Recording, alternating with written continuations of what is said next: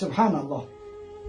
برای این سبب الحمدلله العالمین نگاه کنید که الله سبحانه و تعالی انا ملائکه را سیارین میآیند، بغیر دیگه ملائکه‌ای که در بدن انسان است با سیارین هستند، یکون جا سخنی قیامت برای سخنی شریعت برای جمع میشن، رو بالای هم گوش میکنن. بعدی کجا میرن؟ و ذکرهم الله فی من عنده. این ملائکه بعد مجلس ما خونی زفرجان که هستند نزد الله میروند بالا. الله میپرسه از کجا آمده؟ میگه یک بنده در اونجا یک معرکه داشت، چند بنده تا دعوت کرده بود. چی میخواستن؟ میخواستن که خداوند ما را شرمنده دنیا و آخرت نکنیم، ما گناه بسیار کردیم، خداوند گناه ما را ستر کن، دیگه گناه نمیکنم، دیگه گناه نمیکنم، خداوند بخش. الله میپرسه که مرا دیدگی؟ نه. اگر میدیدن ترا شوقشان زیاد میشید.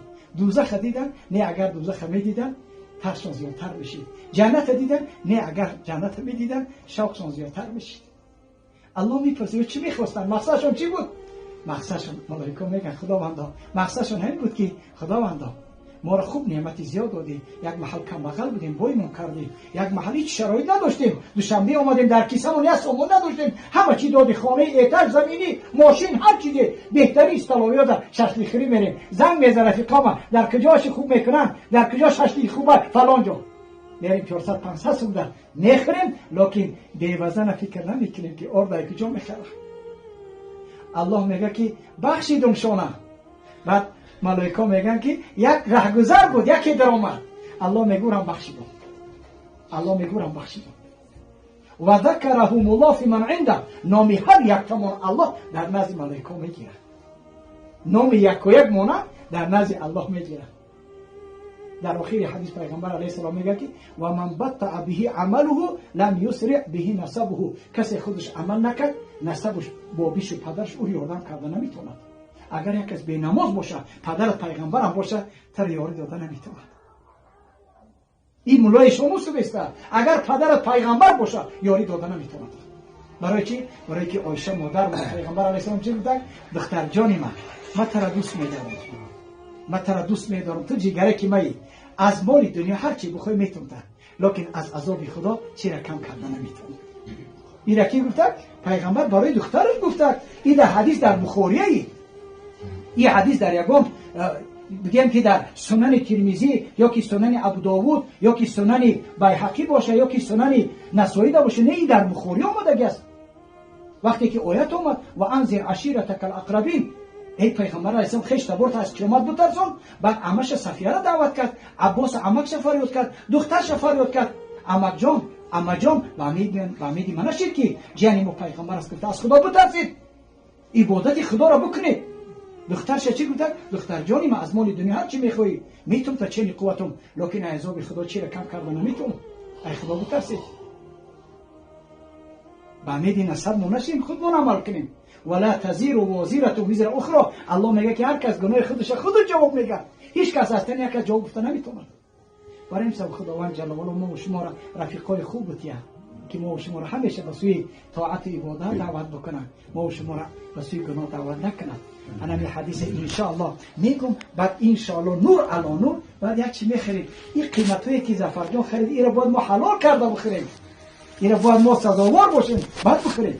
اومده در بخریم و فوش کرده هم بخیزیم. همچنانه که پیغمبر علیه السلام میگه که اگر انسانی که در یک معرکه بشینه، در اون معرکه ذکر الله نشوه، صلوات بر پیغمبر نشوه، یگان سخن قیامت نشوه، مثل یک حیوانی که در صحرا میموره، کرگسا میان او را فورا کرده پریده میرن، همین انسانا خشن بر کرگسا منکر است. ما و شما کرگس نیستیم ان شاء الله، ما و شما مسلمانی حقیقیم، ما و شما مومنی حقیقیم ان شاء الله. پیش از گردن ما حدیث میگیم، یک آیت میگیم که بعد ان شاء الله قطعی صاحب خانه خرسندانه میخریم. خب حضرت ابی هریره رضی الله تعالی عنه همگی در جاهلیت نامش عبدالشمس بود، پیغمبر علیه السلام نامش عبدالرحمن مونده. ابی هریره کنیش است. وقتی که پیغمبر علیه السلام گذشت در بغلش پیشک بود، یک پیشکچه بود، بچه گفت انت ابو هریره، تو پدر این پیشکچه، همین لقب شیده، نامش عبدالرحمن بود. 3-4 سال قدیم پیغمبر علیه السلام همراه بود. 6000 حدیث از پیغمبر روایت کرده است. 6000 حدیث، از همه زیاد در حدیث ابی هریره زیاد حدیث روایت کرده است. ابی هریره وقتی میپرسیدن که از تو زیادتر کسی حدیث یاد میدونست، میگو بله از ما زیادتر میدونست. حضرت انا کی بود؟ عبدالله ابن عمرو ابن عاص از من زیادتر میدونست، از من زیادتر بود. خوبیش همین بود که وای حفظ میکرد و نوشته میکرد، لکن من حفظ میکردم و نوشته نمیکردم. لکن او از مرکز بیرون رفت، طرف یمن و مصر رفت و 700 حدیث روایت کرده است، لکن من 6000 حدیث روایت کردم میگه امام ابی هریره. انا ابی هریره میگه که و عن ابی هریره رضی الله تعالی عنه قال سمعت رسول الله صلی الله علیه و سلم یقول، میگه همراه پیغمبر علیه السلام ای برادرای ارجمند، حتی عمر ابن خطاب میگه که ای عمر وای بر تو از قفای بازار گشتی، ابی هریره از قفای پیغمبر گشت. امروز من از ابی هریره مسئله میپرسم. خیلی نیست اینو اگر یک از یک اهل علم خوب بگرده سبحان الله دیگه کسایی میپرسن که همین حضرت ده این مورد چی گفته گست که اکا گفتن میگه هم خیلی در فلان جو شیشتیم همین مسئله رو بیان کرد. خب ابی هریره چی مسئله میشید؟ ابی هریره میپرسیدن. برای این سبب میگه در نزد پیغمبر علیه السلام نشسته بودیم، پیغمبر اصلا گفت و قال نبی صلی الله علیه وسلم، پیغمبر گفت چی گفته؟ سبعه یظلهم الله فی ظله یوم لا ظل الا ظله. روز قیامت بسیار روز سخت است، آفتاب فرود میآید، بعضی عرقای انسان تا به جلد میخیزه، بعضی تا زانو میخیزه، بعضی تا سینه رو میخیزه، بعضی تا لب، بعضی تا گوش. روز سخت است اونجا. انا همون روزی سختی ده، انا می 7 کسی که 7 خصلت داشته باشد در سایه عرش الله جای میگیرد. خداوند جلاله ما و شما را و صاحب خاندانم سایه عرش نصیب روزی بگرداند. یا حدیث برای وی میگم که در اینجا رفیقی را پیغمبر بیان کرده است. اصلی شاهدی ما و شما که باید ما چه رفیقی کنیم که سزاوار هم خیلی باشیم. و نشه که رفیقیمون امروز زفر باید قچ رفت آمد کنیم، اگر کم بغل باشه سیم کارتمون حلش کنیم، زفر وقت ندارم. استغفر الله العظیم. توجیه هم خیلی میشه، موزیکش کمه توجیه بچم. بچم الله کی سیم کارتش نمیکشه. شب ساعتی 2 زنگ بزن الله لبیک میگه، ساعتی 4 شب بزن لبیک بنده میگه. این توجیه که در مصیبت بزنه در تلفنش حلش میکنه. الله متعال همیشه بنده را چی میگه؟ لبیک. ای بنده من چی پرابلم داری حل کن. سبحان الله. در حدیث صحیح مسلم پیغمبر چی میگه؟ ينزل ربنا تبارك وتعالى الى السماء الدنيا حين يبقى من ثلث الليل الاخير. هر شب سیاق اخیر الله رب العالمین از بالای عرش به سوی آسمان دنیا فرود میآید. چی میگه؟ سوال میکنه. الله چی میگه؟ ما یسألونی فاعطیه. کی سوال داره سوالش عطا بکنم. کی سوال داره سوالش عطا بکنم. ما یستغفرونی فاغفر له. کی استغفار گناه داره توبه کنه گناهشو ببخشم. ما یدعونی فاستجیب له. کی دعا کی میخوند مرا کی دعاش اجابت کنه. تا صبح نمیدنم ما که خویم تا ساعت 1 در تلویزیون گوش میکنیم کینوهای نعوذ بالله هر خیلی گوش میکنیم و بامدادم خسته نمیتونیم. استغفر الله العظیم و اتوب الیه. کینوهای ترکی، سریال ترکی 7 گروه در تگ عرش الله جای میگیرند. یکمش اصحاب پرسیدن این 7 گروه کدام است ای رسول خدا؟ پیغمبر علیه السلام گفت که الامام العادل. من شما را یک چی مسئله را بیان میکنم. در هر جا لفظی مرد آمد زنم کش است. در هر جا که در قرآن و در سنت لفظی مرد آمد زنم کش است، مگر در بعضی جای استثناء پیغمبر علیه السلام استثناء کرده است. اینجا الامام العادل، سرداری عادل فر نداره. ای رئیس جمهور سر کرده تا پدر و مادر، تا آدمی پسترین که در بالای خاندان سردار است، کسی که عادلی کنه در بین مثلا فرزنداش ظلم نکنه. همچنین که پیغمبر علیه السلام نشسته بود، یک صحابی اومد که یا رسول الله شاهد باش که من در فلان فرزندم مال و ملک میتم. گفت که چند فرزند داری؟ گفت که 3-4 تا دارم. در دیگراش چی؟ در دیگراش تنه. گفت که از خدا بترس، من در ظلم شاهد نمیشم. اتقوا الله وعدلوا بین اولادکم. از خدا بترس، در بین فرزنداتون عادلی کنید. حتی محدثین کرام میگه که کسی یک فرزندش 2 بار بوسه کرد، یک تاش 1 بار بوسه کرد، در نزد الله جواب میده هر دوشو برابر بوسه کن، هر دوشو برابر دوست بدار. یک دیگه چی که سر درآمد پول میاره گفته تعریف نکرد، او بچه دلش خنک میشه. اوش زیادتر دوست بدار، او بچه‌م تو با برکتی. لکن توجیه امروز کدام بچه‌اش که پول بسیار داشته باشه او را تعریف نمیشی، خودت نمیشی. الله تعالی داده تو پدر شدی، ایرا دوست بدار. تعریفش بیام یه روز آدمی خوب میشه. برای چی ما شما رو پدر میگن؟ به خاطر فرزندام پدر میگن. مادر برای چی مادر میگن؟ به خاطری که فرزند داره. اگر الله سبحانه و تعالی ما شما رو فرزند نتیه، رفته رادام یک ولد زینا را 4-5 هزار دلار ده بیاد در کمیکو پگه کلان شود، همین زن تبا میگیره. این بچه بیگانه تا 5 بار تا 2 سال شیر نتیه فرزند شیده نمیتوند. وای خونی وای بیگانه، بوش بیگانه. الله داده خونه میدوریم. در دجام گفته میدم فرزندامون.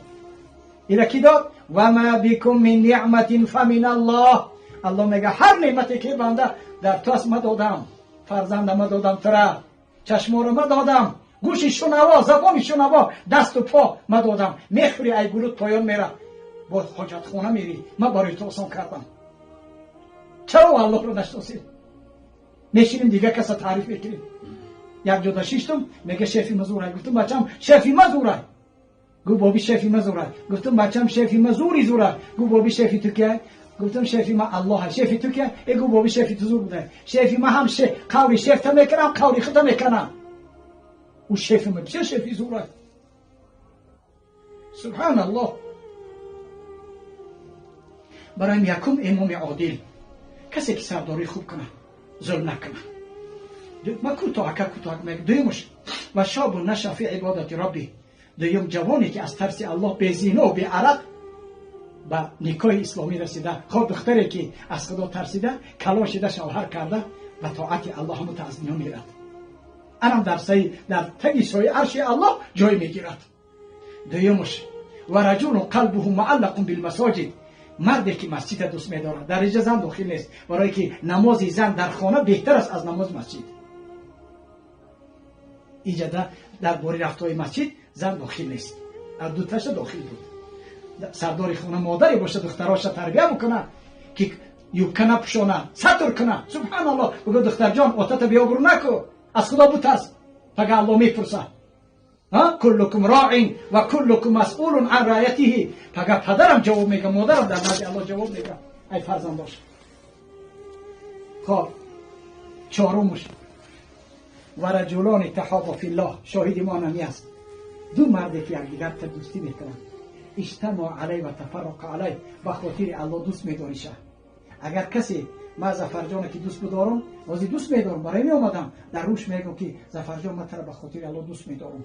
سنته که اینی احبک فی الله، ما تر به خاطر الله دوست میدارم. باید آشکار کنی هر طرف که دوست بداری، در روش بگو که ما تر به خاطر الله دوست میدارم. لیکن دیگر کسا گفت نمیگیره، نماز نمیخونه، روزه نمیگیره، زیناکار نمیشه، ما تر به خاطر الله بعد میبینم، خونت نمیرم، قطعی رفت آمد نمیکنم. دوستی مانم به خاطر الله باشه، جدایی هم به خاطر الله باشه. الحب لله و البغض فی الله. یعنی ولا برابر در بین مسلمان ها باشه.